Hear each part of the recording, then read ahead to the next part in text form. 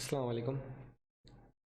आज का जो सेशन है हमारा, इसमें हम ब्लॉग्स को इन डिटेल समझने की कोशिश करेंगे कि हम as a digital marketing individual या एज अ बिज़नेस ओनर अपने ब्लॉग्स को किस तरह से अच्छा बना सकते हैं। तो स्टार्ट करते हैं। सबसे पहले एक ओवरव्यू मैं आपको दे दूं कि ब्लॉग कितने टाइप्स की होती हैं। ये लिमिटेड तो नहीं है इनके ऊपर, बट एक जनरल पर्सपेक्टिव में ब्लॉग्स इनमें डिस्ट्रीब्यूट हुए होते हैं और आप मोस्ट लाइकली किसी एक को सेलेक्ट करके उनकी उस बेसिस के ऊपर जो है वो ब्लॉग को बना रहे होते हैं। तो लिस्ट बेस्ड पोस्ट होती हैं जिसमें इनको इन जनरल टर्म्स लिस्टिकल भी कहा जाता है, और इसमें 1 to 10, 1 to 5 और बुलेट्स के अंदर जो है कोई ना कोई बात की जा रही होती है और अलग अलग फैक्टर्स को डिस्कस किया जा रहा होता है। स्लाइड शेयर पोस्ट वो होती हैं जिसमें आप मोस्टली स्लाइड्स के थ्रू कोई कंटेंट शेयर कर रहे होते हैं। ये जो स्लाइड्स इटसेल्फ जो है वो स्लाइड शेयर पोस्ट्स का एक पार्ट है, बट क्योंकि मैं आपको एक प्रेजेंटेशन फॉर्म में दे रहा हूँ तो ये एक ब्लॉग टाइप में नहीं आती। लेकिन अगर सिमिलरली यही सारी चीज़ें एक आर्टिकल की फॉर्म में वेबसाइट पर होंगी और जो है वो एक उसको एक बाकायदा एक टाइटल मिला हुआ होगा किसी भी वेबसाइट के ऊपर, तो वो एक स्लाइड शेयर पोस्ट आ जाती है। इसके लिए स्पेसिफिकली स्लाइड शेयर्स जो प्लेटफॉर्म है वो यूज़ हो रहे होते हैं और वहाँ पे जो है उसको रिफ़ाइन किया जाता है और एज अ पोस्ट उसको बनाया जाता है। इसके बाद आते हैं न्यूज़ पोस्ट। न्यूज़ पोस्ट का आइडिया आप लोगों को होगा। ये शॉर्ट आर्टिकल्स होते हैं जिसमें टू द पॉइंट इंफॉर्मेशन जो है वो यूज़र्स को दी जा रही होती है। हाउ टू पोस्ट और गाइड पोस्ट जो हैं इसके बाद आते हैं, और ये लॉन्ग आर्टिकल्स कंसिडर किए जा रहे हैं और इसके अंदर एक पूरी डिटेल के अंदर जो है कोई भी टॉपिक को डिस्कस किया जा रहा होता है, या उसका बेसिकली जो है इन्स एंड आउट्स बताए जा रहे होते हैं कि how to fix your motor bike और समथिंग लाइक दैट, या guide on how to create an archive of toys, इस टाइप का कुछ। तो ये सारे जो हैं एक लेंदी आर्टिकल्स या लेंदी पोस्ट कंसिडर की जा रही होती हैं। इनके अंदर ऑब्वियसली उस हिसाब से फिर रिसर्च चाहिए होती है और इनके अंदर बहुत सारे अलग एलिमेंट्स होते हैं जो कि उनको इंट्रीगिंग बनाते हैं या इंटरटेनिंग बनाते हैं। तो ये एक छोटी सी डेफिनेशन है जो आप लोग देख लें। No matter what type of blog you are writing, the basic format remains the same. Let's have a look. Right personal notes to memorise key indicators. ये आगे जो भी हम बात कर रहे होंगे इसके बारे में आप जो है अपने हिसाब से कोई भी चीज़ नोट कर लीजिएगा कि आपको आगे अगर आप ख़ुद इस चीज़ को प्रैक्टिस करेंगे तो आप उन चीज़ों को आपको याद रखने में आसानी होगी।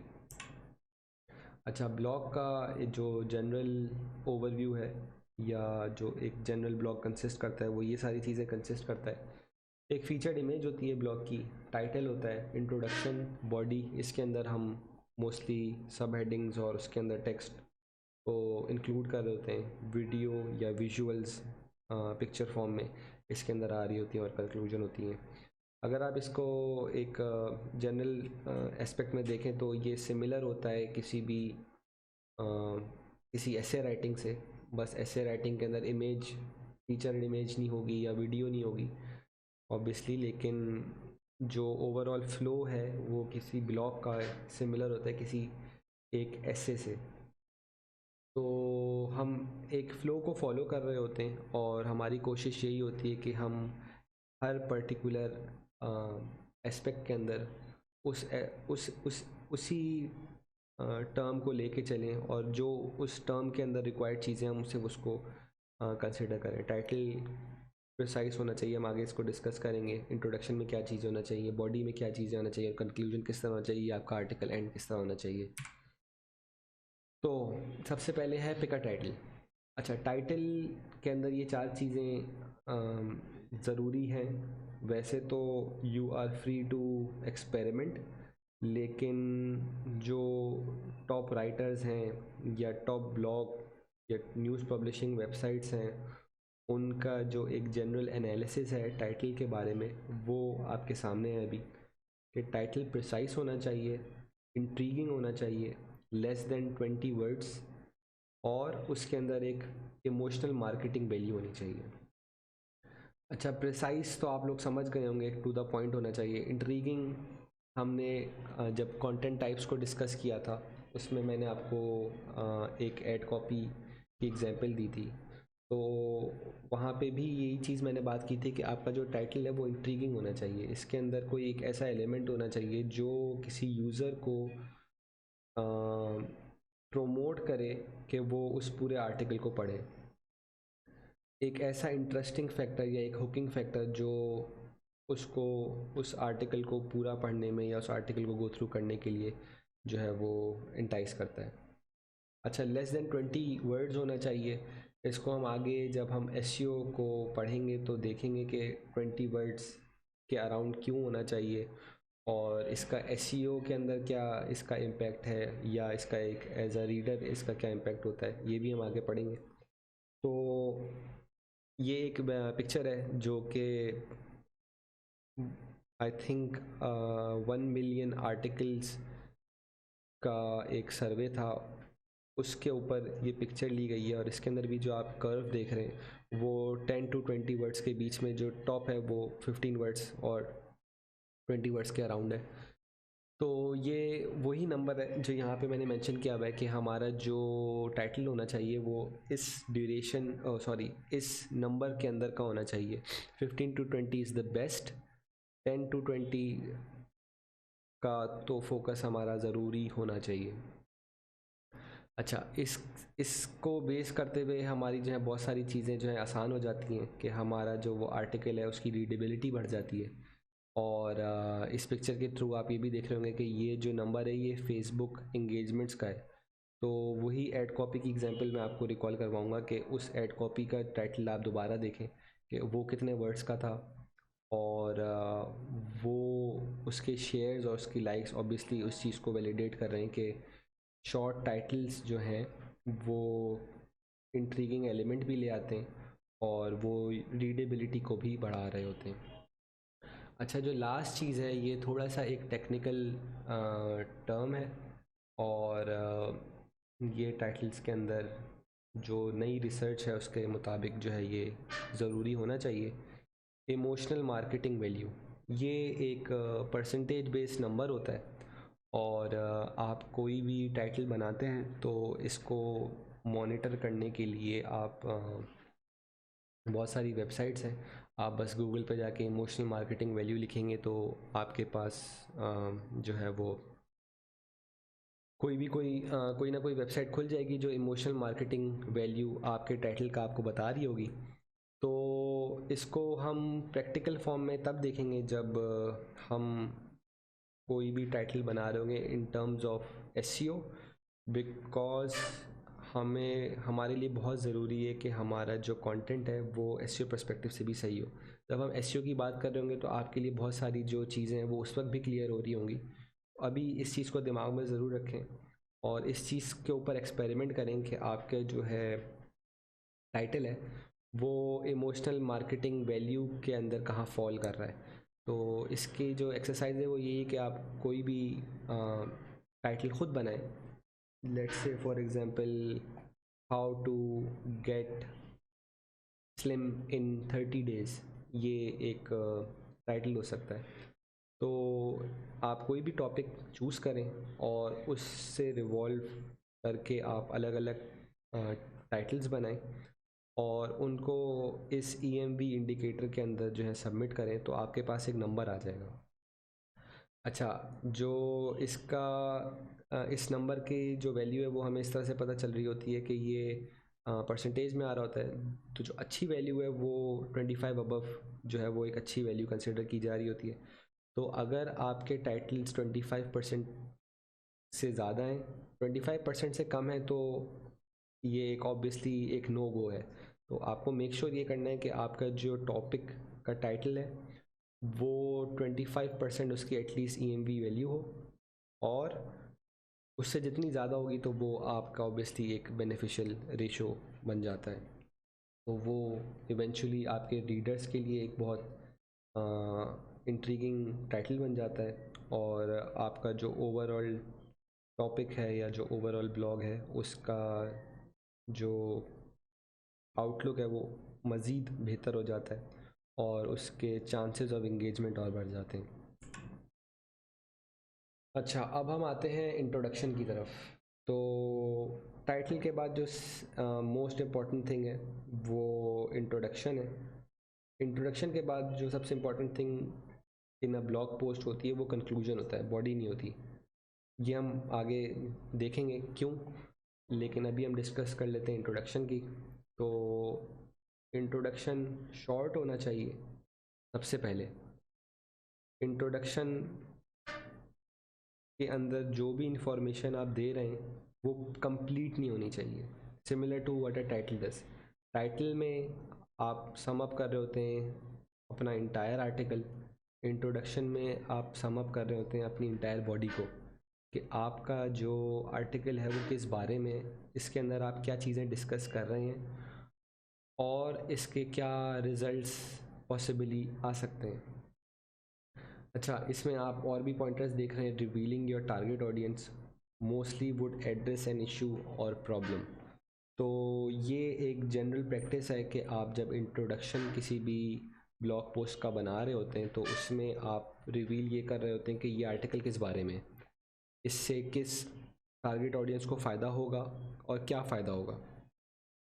और सेकेंडली जो आप चीज़ डिस्कस कर रहे होते हैं वो या तो कोई इशू या कोई प्रॉब्लम डिस्कस कर रहे होते हैं। हम जो है इसको इन प्रैक्टिकल देख रहे होंगे। वैसे तो मैंने एक लास्ट से लास्ट स्लाइड में आप लोगों को जो है वो लास्ट से लास्ट सेशन में आप लोगों से एक एग्जांपल वायर्ड के एक ब्लॉग पोस्ट की शेयर की थी। तो अगर आप चाहें तो आप उसी को गो थ्रू करें, और या चाहें आप तो अलग आर्टिकल्स को भी गो थ्रू करें, और बेसिकली जो चीज़ें मैं पढ़ा रहा हूँ उनको वैलिडेट करें कि वो कितनी किसी एक अच्छी वेबसाइट के ऊपर वो फॉल कर रही हैं, और उनका टाइटल कैसा है, और उनके इंट्रोडक्शन में क्या चीज़ों को फोकस किया जा रहा है। तो वो आपकी फिर जो कॉन्सेप्ट्स हैं वो ज़्यादा क्लियर होना स्टार्ट हो जाएंगे। अच्छा, अब आते हैं हम बॉडी की तरफ। बॉडी आपका 80% जो ब्लॉग है उसको कवर कर रही होती है, और इसमें आप वो सारी इन्फॉर्मेशन दे देते हैं जो जिस टॉपिक को आप डिस्कस कर रहे हैं।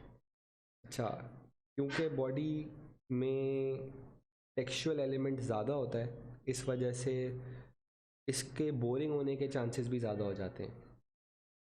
अच्छा, इसको ओवरकम करने के लिए अब आप अगर नोट करें तो अगर जितने भी बड़े न्यूज़ पब्लिशिंग वेबसाइट्स हैं या जो ब्लॉग्स हैं वो कोशिश ये करते हैं कि अपनी बातों को टू द पॉइंट रखें, अपने पैराग्राफ्स को शॉर्ट रखें, और most importantly they use the help of videos और विजुअल्स। इसके अंदर या तो आप पिक्टोरियल फॉर्म में कुछ चीज़ों को अपनी डिफ़ाइन कर रहे होते हैं या थ्रू वीडियो डिफ़ाइन कर रहे होते हैं। तो आपका जो इंटरेस्ट फैक्टर है किसी भी रीडर का वो सेम रहता है। अगर आप सिर्फ़ और सिर्फ टेक्सचुअल फॉर्म में अपनी सारी बात कर देंगे जस्ट लाइक एन एसे, तो कोई भी नहीं पढ़ेगा।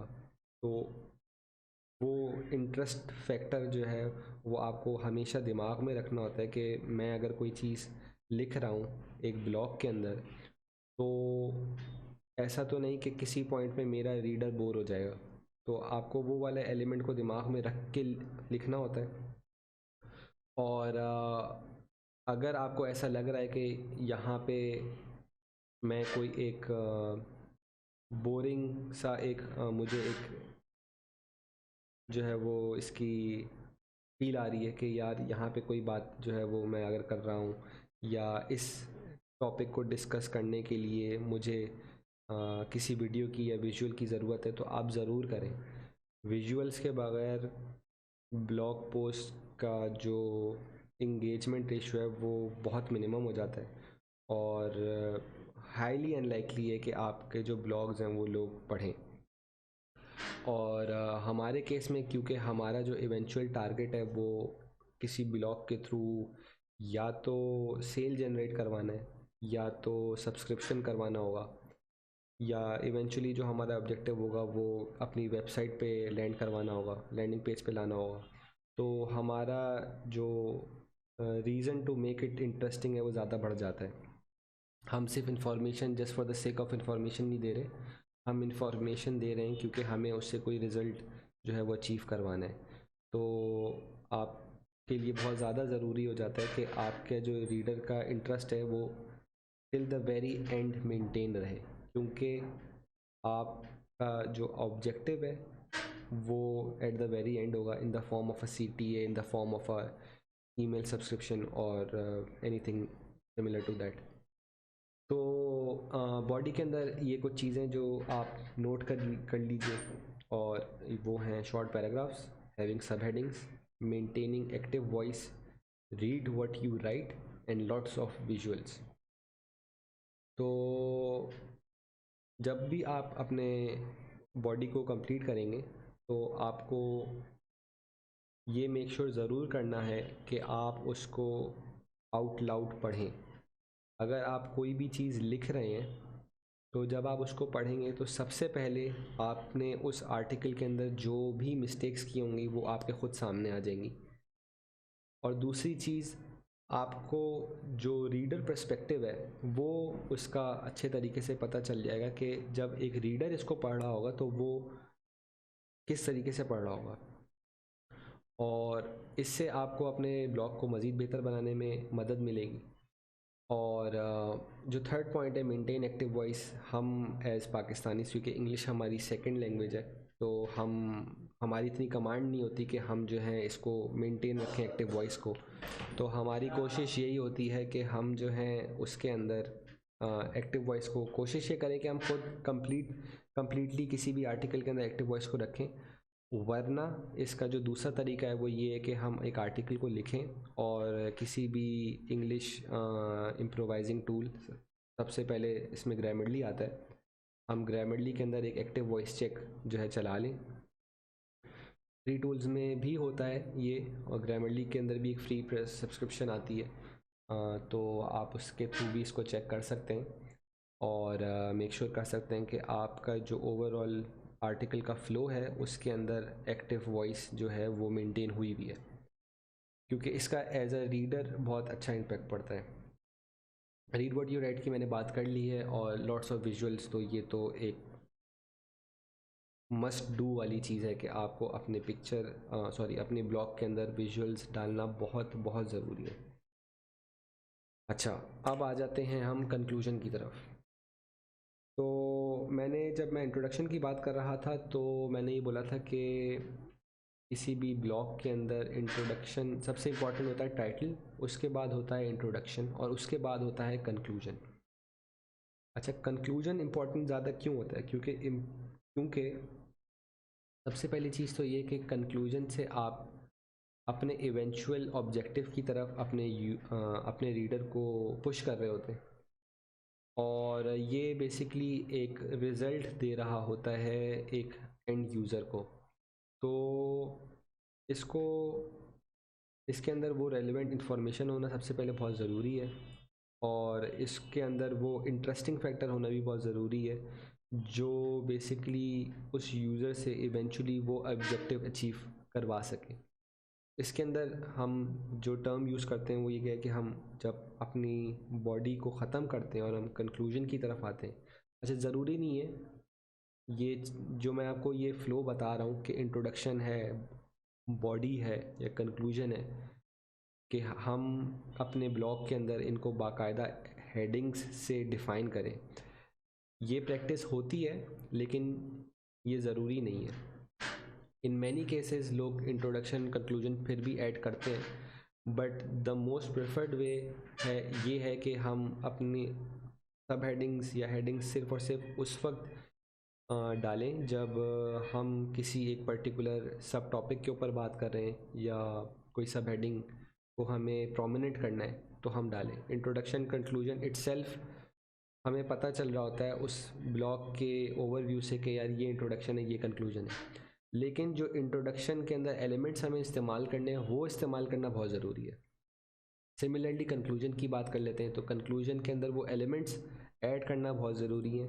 जो ट्रांजिशनल एलिमेंट की मैं यहाँ पे बात कर रहा हूँ वो डिफ्रेंशिएट कर रहा होगा आपकी बॉडी को आपकी कंक्लूजन से, और रीडर को उस माइंडसेट में ला रहा होगा कि अब ये आर्टिकल ख़त्म हो रहा है और उसके अंदर जो इवेंचुअल जो रिज़ल्ट है या जो इन्फॉर्मेशन वो पढ़ना चाहता है वो उसको मिल रही है कि नहीं मिल रही है।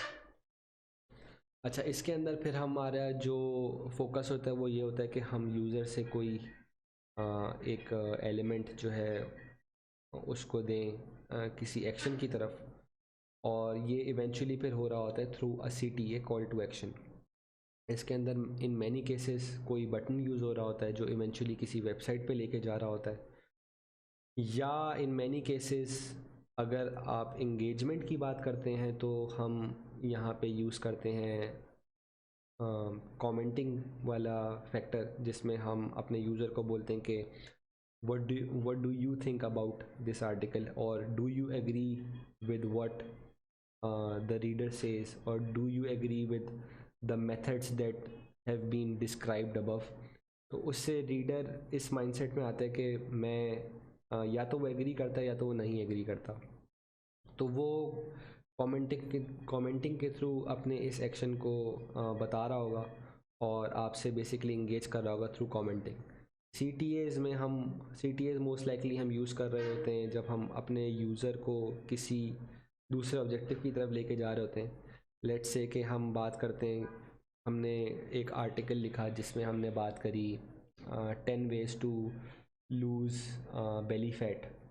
अब इसके अंदर जहाँ पे मैंने बहुत सारे डिस्कस करे होंगे ऐसे टिप्स जो कि मैन्युअली कोई बंदा घर पे कर सकता है बेली फैट लूज़ करने के लिए, मैंने अपना इवेंचुअल जो ऑब्जेक्टिव था वो भी डिस्कस करा होगा, जो कि मोस्ट लाइकली फॉर एग्ज़ाम्पल कोई एक्सरसाइज मशीन है जो मैं प्रमोट कर रहा हूँ, या कोई एक्सरसाइज पिल है जो हम प्रमोट करना चाह रहे हैं। तो वो चीज़ हम वन वे और दी अदर इनडायरेक्टली प्रमोट कर रहे होते हैं, और उस CTA के अंदर हम बेसिकली उस यूज़र को इस तरफ इंट्रीग करवा रहे होते हैं या उसकी अटेंशन इस तरफ लेके जा रहे होते हैं कि for example if you agreed कि we should all have an exercise machine at home, then why don't you try the ones that we have in store right now, or why don't you try this exercise machine that is currently on a 50% discount. तो वो एक element of action आपको वहाँ पे डालना होता है, और उसके थ्रू आप उस ब्लॉग से जो आपका इवेंचुअल या जो लास्ट ऑब्जेक्टिव है वो आप फुलफ़िल करवा रहे होते हैं। तो इसके अंदर बहुत सारे एलिमेंट्स हैं जो आपको दिमाग में रखने होते हैं, और इसको इम्प्रूव करने के लिए और इसको मास्टर करने के लिए एक ब्लॉग को जो बेस्ट तरीका है वो है ख़ुद लिखना। और मैं इसको जितना एम्फेसाइज़ करूँ वो कम है कि आप किसी भी ब्लॉग राइटिंग में या कंटेंट राइटिंग में तब तक अच्छे नहीं हो सकते जब तक आप ख़ुद इसको नहीं लिखते। और इसके अंदर जो मैं एक एडिशनल टिप दूंगा वो आपको यही दूंगा कि आप ब्लॉग राइटिंग करें और उसको लोगों को पढ़वाएं, और मैं यहाँ पे अवेलेबल हूँ आप लोगों को हेल्प करने के लिए। आप जो भी लिखते हैं आप वो मुझसे शेयर कर सकते हैं, मैं उसके अंदर आपको जो भी एलिमेंट्स होंगे जो आपकी जो लैकिंग्स होंगी वो मैं आपको बता सकता हूँ। और उससे आपको फ़ायदा ये होगा कि जो चीज़ें मैंने आपको यहाँ पे इन थ्योरी बताई हैं वो आप डायरेक्टली उसको इम्प्लीमेंट कर रहे होंगे in the form of writing, और फिर आप ख़ुद भी इसको देख सकते होंगे कि ये चीज़ें जो मैंने कौन कौन सी चीज़ें अप्लाई मैं कर चुका हूँ और कौन कौन सी चीज़ें मैंने मिस कर दी हैं। तो ये एक बेसिकली तरीका है जो आपको हेल्प करेगा किसी भी ब्लॉग को इम्प्रूव करने में या किसी भी कंटेंट क्रिएशन के तरीके को इम्प्रूव करने में। अच्छा, ये मैंने एक और चीज़ ऐड करी है जो यूज़र इंगेजमेंट या रीडेबिलिटी को इम्प्रूव करती है। और इसमें आप देख रहे हैं the x and wise of blogging. अच्छा, एक्स यहाँ पे रेफ़र करता है मैथमेटिक्स वाला एक्स, जहाँ पे कोई भी नंबर आप इंट्रोड्यूस करवा सकते हैं। और वाई जो है वो बेसिकली डिटरमिन करता है एक टाइटल के अंदर क्वेश्चन वाला एलिमेंट। तो ये कुछ एग्जांपल्स हैं जो आपके सामने अभी आ रही हैं, और इसको दिमाग में रखते हुए आप अपने जो है वो टाइटल्स बना सकते हैं। और ये यूज़ करना बहुत ज़रूरी है। और इसकी जो रीज़निंग है वो इसके आगे वाली स्लाइड में। तो आप इसको दिमाग में रखें कि आप अपने टाइटल्स के अंदर एक्स फैक्टर, जो कि बेसिकली इन अ नंबर है, या वाई फैक्टर कि why you should do this या why you should do that या why this thing is better than that thing, ये वाली चीज़ों को यूटिलाइज़ करें अपने टाइटल्स के अंदर। क्योंकि ये एक रीडर्स पर्सपेक्टिव से बहुत इंट्रीगिंग पार्ट होता है कि वो उस पोस्ट को खोले या उस आर्टिकल को पढ़े। और ये हम देखेंगे यहाँ पे। ये एक बेसिकली रिसर्च हुई थी जिसके अंदर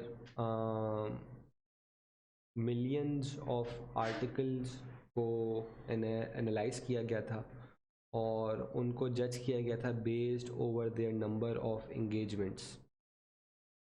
अगर किसी आर्टिकल की इंगेजमेंट अच्छी है तो इसका मतलब कि वो आर्टिकल इट्सेल्फ अच्छा है। क्योंकि कोई भी बंदा कोई भी पोस्ट अगर शेयर करता है तो वो चाहता है कि अगर उसने कोई इन्फॉर्मेशन ली है जो कि रेलेवेंट थी, जो कि इंटरेस्टिंग थी, तो तभी वो चाहेगा कि दूसरे लोग भी उस इंफॉर्मेशन से जो है वो फ़ायदा उठा सकें। तो इंगेजमेंट एक बहुत इंपॉर्टेंट फैक्टर होता है जज करने के लिए कि आपका कंटेंट अच्छा है कि नहीं है। तो इसमें आप देखें तो जो टॉप फ्रेजेज़ हैं जो नंबर ऑफ शेयर्स बढ़ा रहे हैं वो ये सारे हैं। इसमें से सबसे पहला वाला ही अच्छा नहीं है। ये सारे वो टाइटल्स हैं जो इन टर्म्स से स्टार्ट हो रहे हैं और सामने आपके जो है इनके एक शेयरिंग का एस्पेक्ट आ रहा है कि ये कितने नंबर ऑफ टाइम्स शेयर हुए। तो नंबर 1 पे है एक्स रीजन्स वाई, मतलब 10 reasons why you are failing at the gym. और इस टाइप के जो टॉपिक्स होते हैं, इस टाइप के जो टाइटल्स होते हैं, ये आपका जो इवेंचुअल टारगेट यूज़र होगा उसको डायरेक्टली हिट करते हैं कि यार ये कैसी ये जो टाइटल है ये मुझे इंटरेस्टिंग लग रहा है कि यार वो कौन सी चीज़ें जो मैं मिस कर रहा हूँ जिससे मेरी जो है वो एक्सरसाइज बेहतर नहीं हो रही, या जिससे मैं पतला नहीं हो रहा। या फॉर एग्जांपल इसमें पहले मैंने एग्जांपल दी थी कि 10 diets that help you lose weight. तो अगर आपकी टारगेट ऑडियंस वो है जो वेट लूज़ करना चाहती है, उनके लिए ये एक बहुत इम्पॉर्टेंट टॉपिक है कि यार वो कौन सी 10 चीज़ें हैं जो मुझे हेल्प कर सकती हैं घर बैठे कि मैं अपना वेट लूज़ कर सकूं। तो ये सब जो है वो बेस्ड ऑन स्टैट्स है।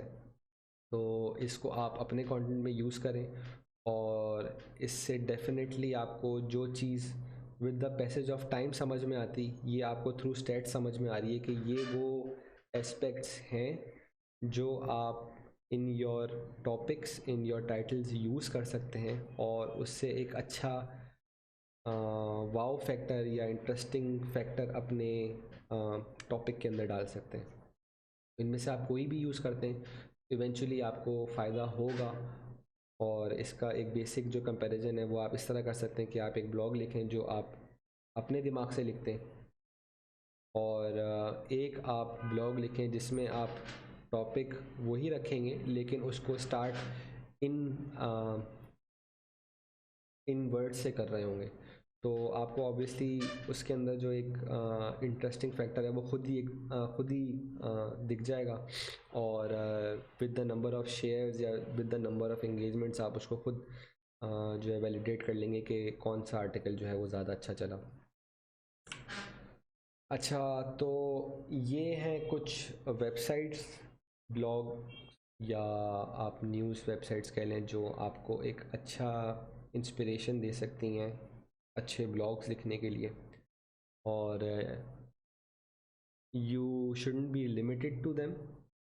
जैसे मैंने शुरू में भी बोला है, आपका जो एरिया ऑफ इंटरेस्ट है या आप जिस भी डोमेन पे काम कर रहे हैं, आप उससे रिलेटेड न्यूज़ वेबसाइट्स को गो थ्रू करें या उससे रिलेटेड ब्लॉग्स को गो थ्रू करें, तो आपको खुद ये पता चल जाएगा कि आपकी इंडस्ट्री के अंदर किस तरीके के कंटेंट्स लिखे जा रहे हैं, उनके मोस्ट केसेस में टॉपिक्स क्या होते हैं, और वो अपने रीडर्स से किस तरीके की बात कर रहे हैं। एक जनरल आइडिया में राइटिंग को इम्प्रूव करने के लिए ये वेबसाइट बहुत अच्छी हैं। आपका जो मैं ये रेकमेंड करूँगा कि आप अपना एक रूटीन में ऐड करें कि आप रोज़ एटलीस्ट 2 से 3 इन वेबसाइट्स को गो थ्रू करेंगे रोज़, और 1 से 2 आर्टिकल्स आप पढ़ेंगे depending on your field of interest, क्योंकि इसके अंदर बहुत सारी कैटेगरीज होती हैं।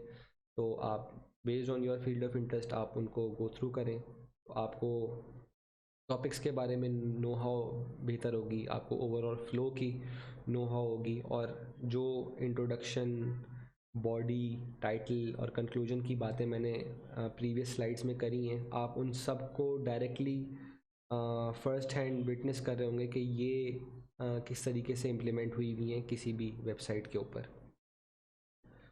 तो इसके साथ हम इसको ख़त्म करते हैं ब्लॉग वाले एस्पेक्ट को। यहाँ पे फिनिश नहीं हो जाता कि मैंने आपको ब्लॉग्स के बारे में सारी इन्फॉर्मेशन दे दी है। हम ब्लॉग से रिलेटेड बहुत सारी चीज़ें जब हम एसईओ को डिस्कस कर रहे होंगे तो भी पढ़ेंगे, क्योंकि डिस्पाइट कि आपका ब्लॉग एज अ रीडर अच्छा हो, आपके ब्लॉग के अंदर इंगेजमेंट फैक्टर या शेयरेबिलिटी वाला फैक्टर या रैंकिंग फैक्टर तब तक नहीं आ सकता जब तक वो एसईओ पर्सपेक्टिव से 100% ओके ना हो। तो हमें अपने ब्लॉग के अंदर, अपने कंटेंट के अंदर वो वाले एलिमेंट्स को भी ऐड करना होता है जो इस चीज़ में आपको, ये रैंकिंग फैक्टर में आपको हेल्प करती हैं। तो हम ब्लॉग्स को फर्दर उस डोमेन के अंदर भी पढ़ रहे होंगे। तो अगर आपके कोई क्वेश्चंस अभी हैं तो मोस्ट लाइकली शायद वो वहाँ पे भी आंसर हो जाए, और अगर स्टिल आपको लगता है कि आप किसी पॉइंट पे आके रुक रहे हैं तो you are feel free to ask question, और हम कोशिश करेंगे कि उसको ज़रूर आंसर करें।